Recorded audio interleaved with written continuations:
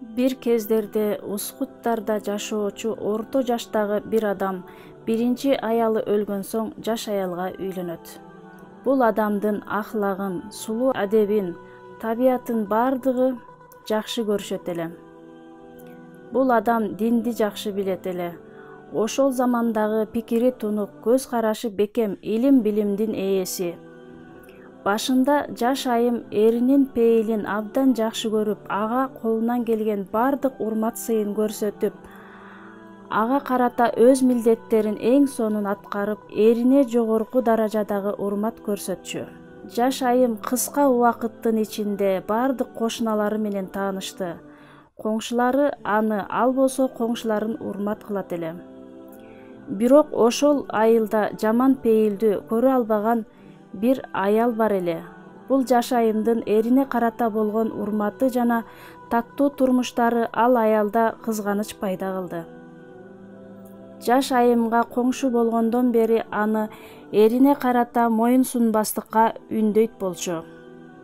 Кызым, сен абдан жашсың, сулуусуң, ушундай улуу жаштагы адамга турмушка чыккансың.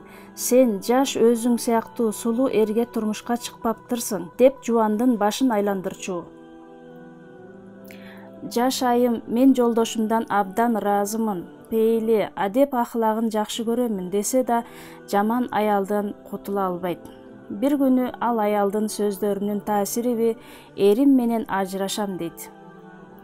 Жаман пейилдүү көрө албаган аял, үйүңдөгү кымбат баалуу нерселериңди аста секин сатсаң, жолдошуңа жаман көрүнөсүң. Анын сенден көңүлү сууйт деп көңүлүн бузат. Жаш аял үйүндөгү кымбат баалуу нерселерин бирден сата баштайт. Ар күнү күйөөсү кечинде үйүнө келгенде, бүгүн кымбат баалуу баланча буюмду, эртеси кымбат баалуу мындай буюмду саттым дей берет. Акыры аягында үйдө эч нерсе калбайт.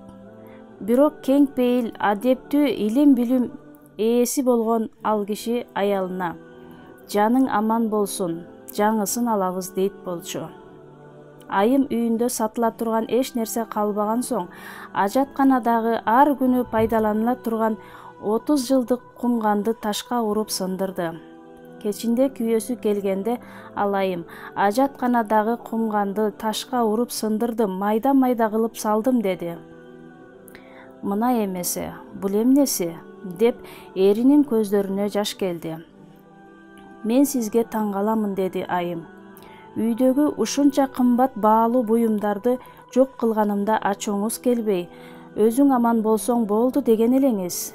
Эми ажатканадагы жөнөкөй кумган сынганда көзүңүздөн жаш төктүңүз. Эмнеге?"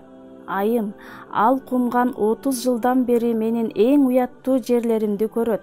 Азыр жаңы кумган сатып алсам, ага уят жерлеримди кантип көрсөтөмүн" деп жооп берди эри көзүнө жаш айландыра.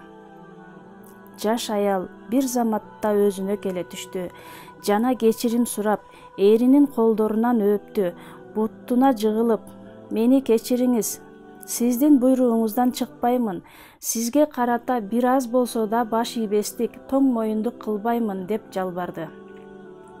Ушундай жаман пейилдүү аялдар кытмырлыгы менен күйөөсүнө урматсыздык кылган жана бейиштей үй бүлөнү тозокко айландырып, тынчы жок абалга келтирген канчалаган айымдар бул үлгү боло турган аңгемени окушса, тынчтык бейпилдикке жетишишсе, көңүлдөрүндө жакшылыктар уяласа дагы эмне демек элек?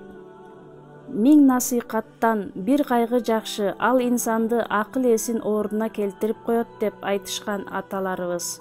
Акылдуу аял Аллахтын ага берген неаматынан кадырын, баасын жакшы билген аял, эринин урматын ордуна койбогон аял албетте жазасын алат. Эй мусулман бир тууганым, өмүрлүк жолдошуңа карата милдеттериңди жакшы аткар жана бейиш ээси болуу үчүн кайрат көрсөт. Кана эле өз аялын тарбиялай алган ошол адам кабырынан чыгып келсе жана биздин көптөгөн аялдарыбызга таалим берсе.